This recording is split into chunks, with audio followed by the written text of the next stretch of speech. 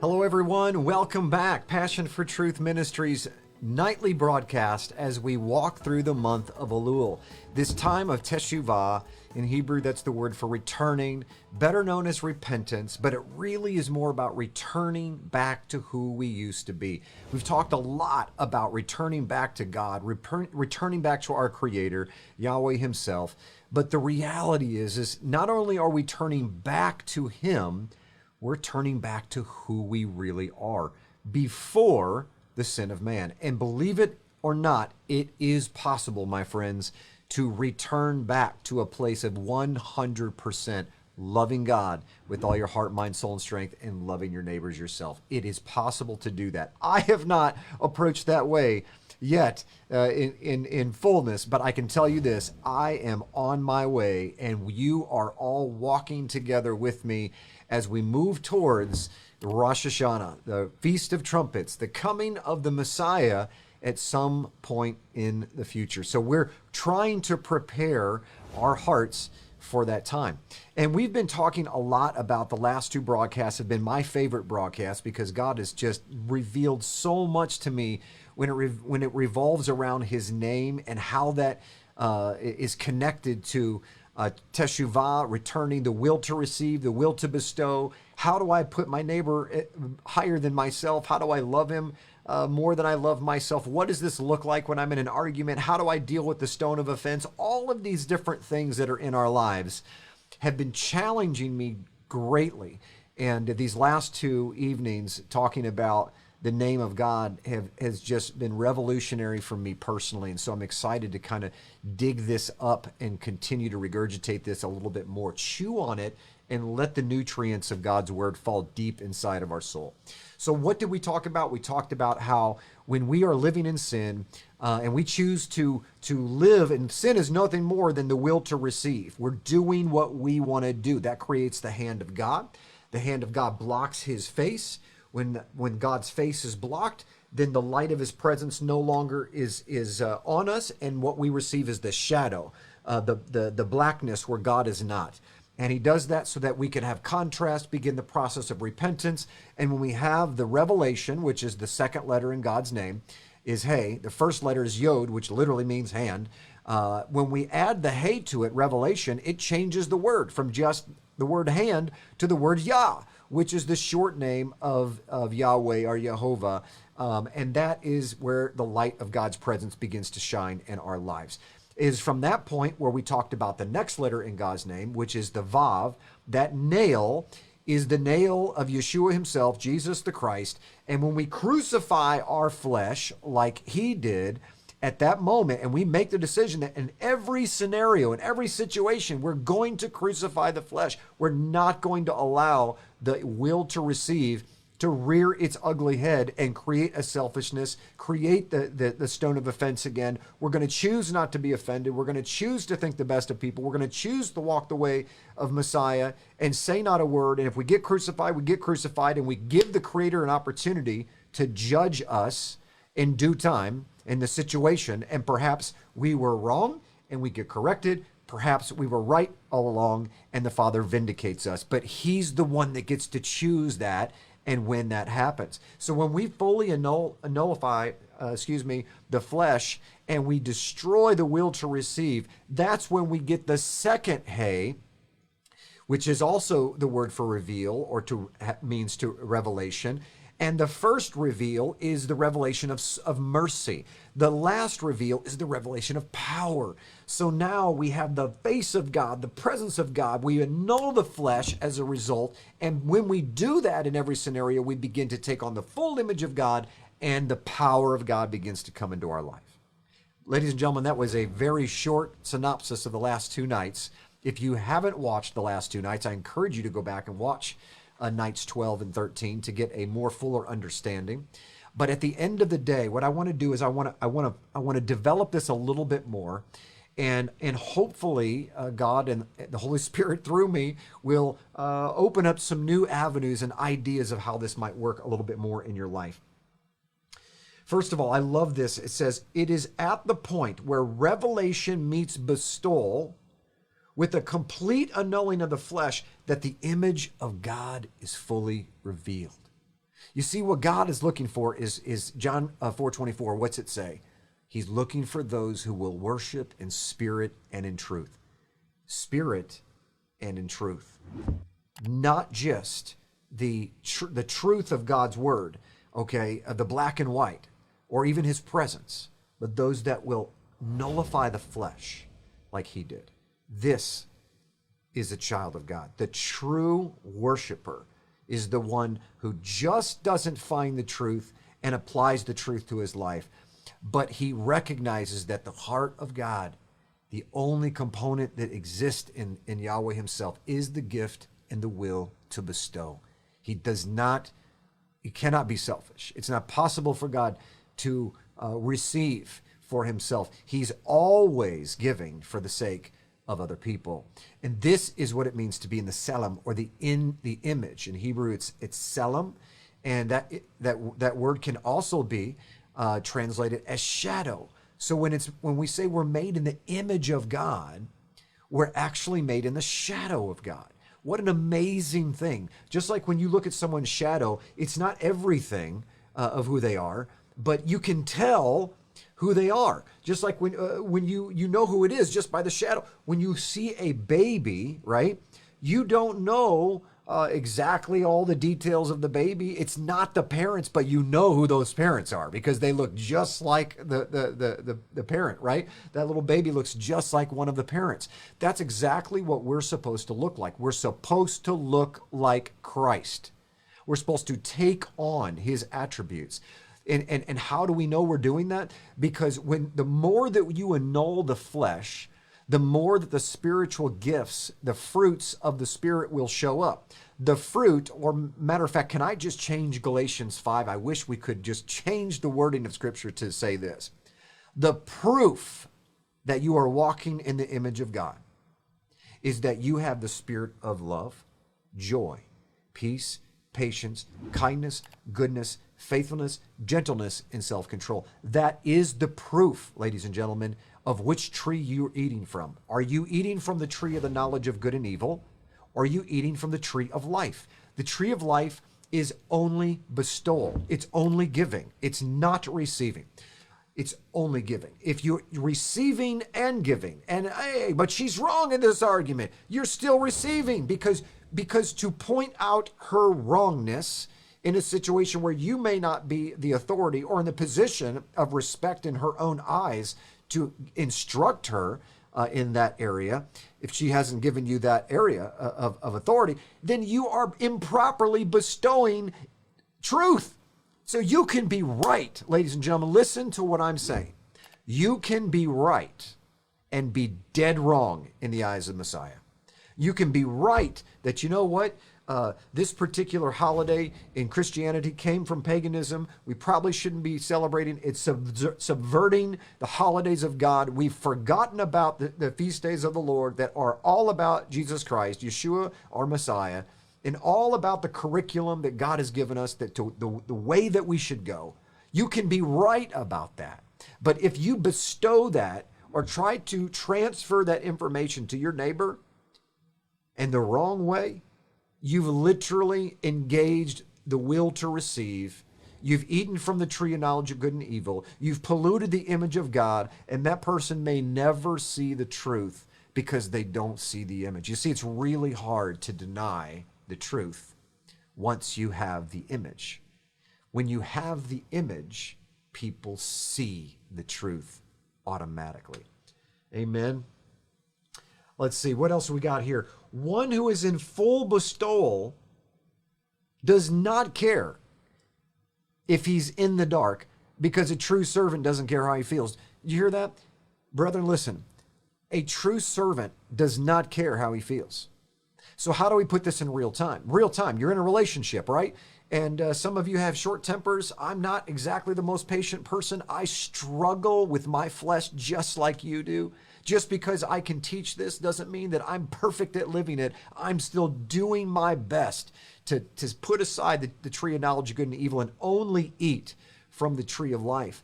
But listen, my friends, a true servant doesn't care how he feels. So when you're in the middle of an argument, you shouldn't even be in an argument, because at the end of the day, a true image of the Messiah will defer to the other person every time.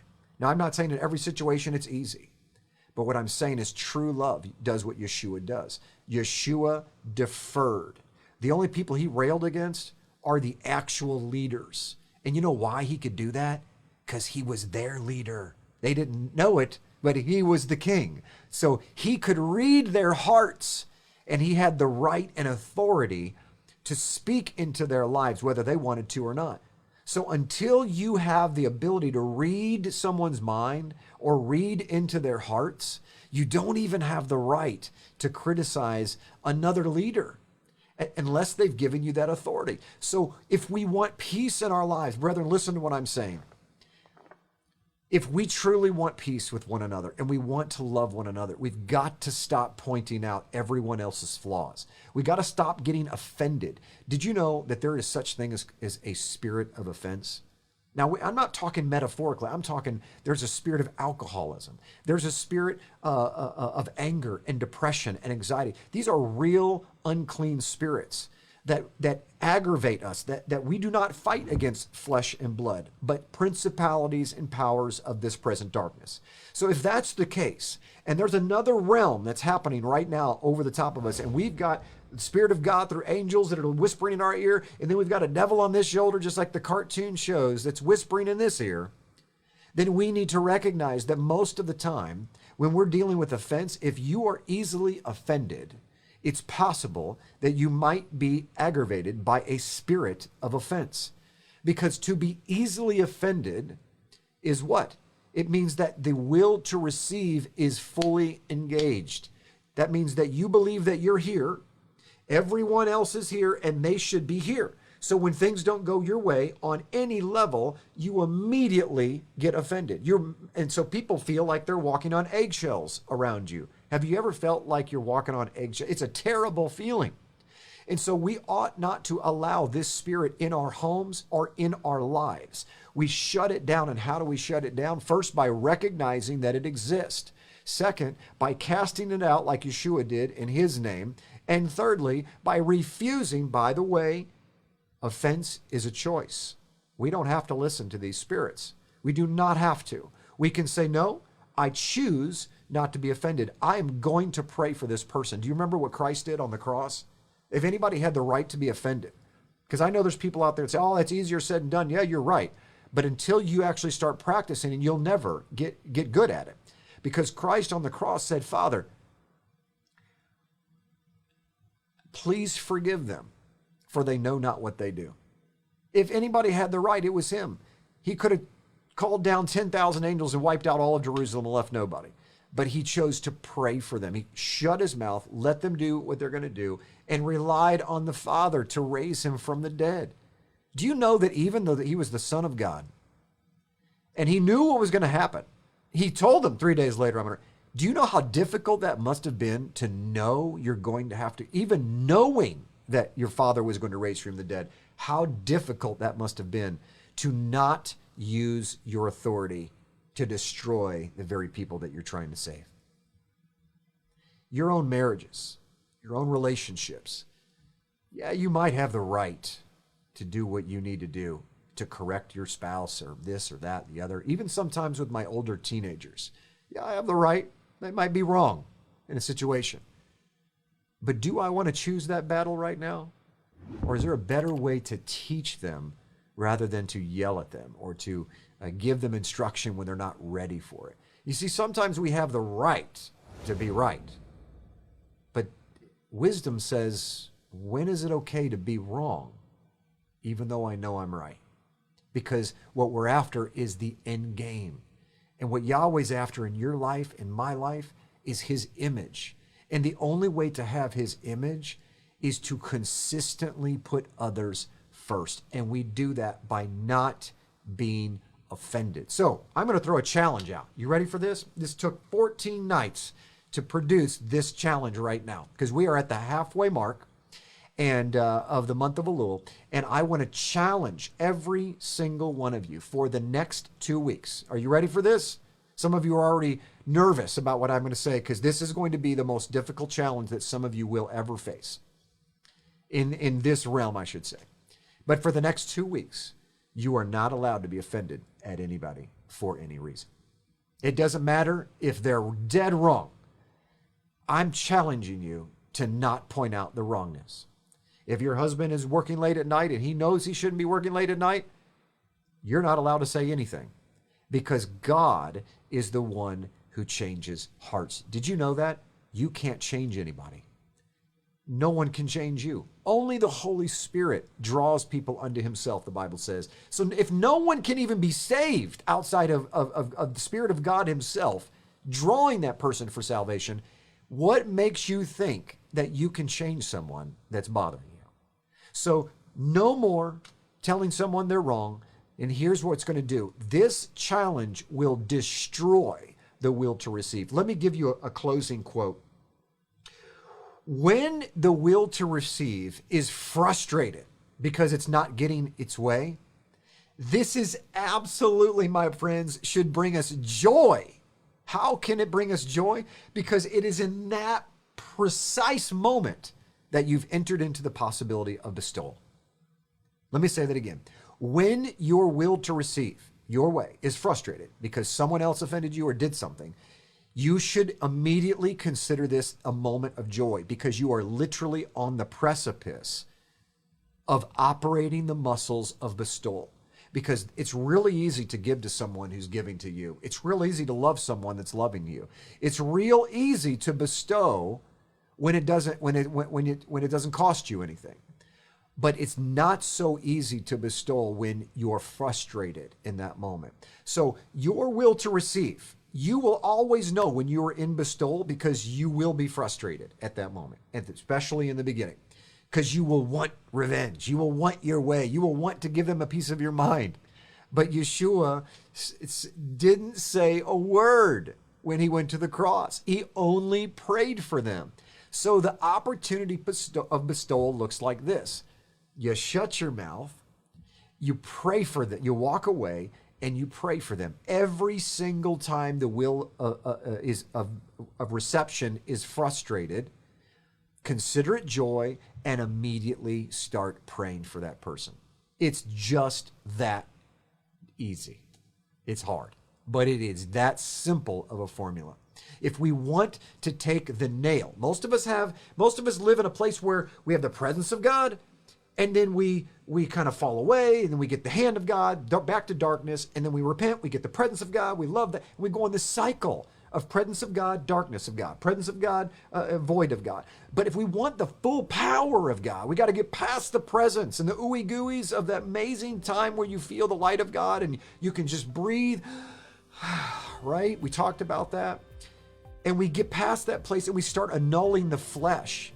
When we put the nail in our hand, that's when we say, enough. It's not about anybody else. Nobody else is there on Judgment Day. I'm going to focus on myself. I cannot fix anyone, and I can't help what other people do, but I can help how I respond.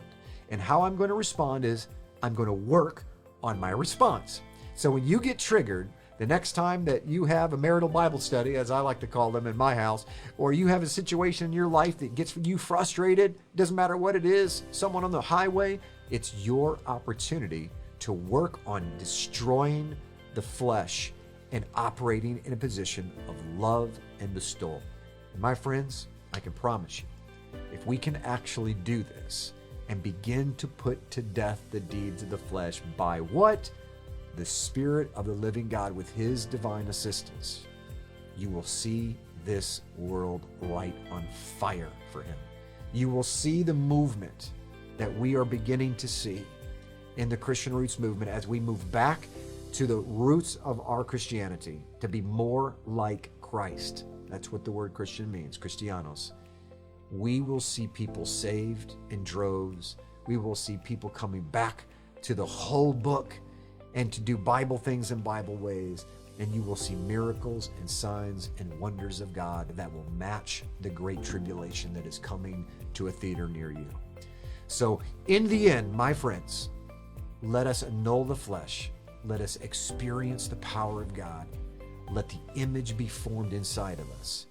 And for the next 2 weeks, let us not say a single word out of our mouth of a single offense that we have, because we're not going to trip over the stone of offense. We're going to take it to the cross. I'm Jim Staley, and we will see you tomorrow evening at 7 p.m. Central Standard Time. Passion for Truth Ministries. Shalom.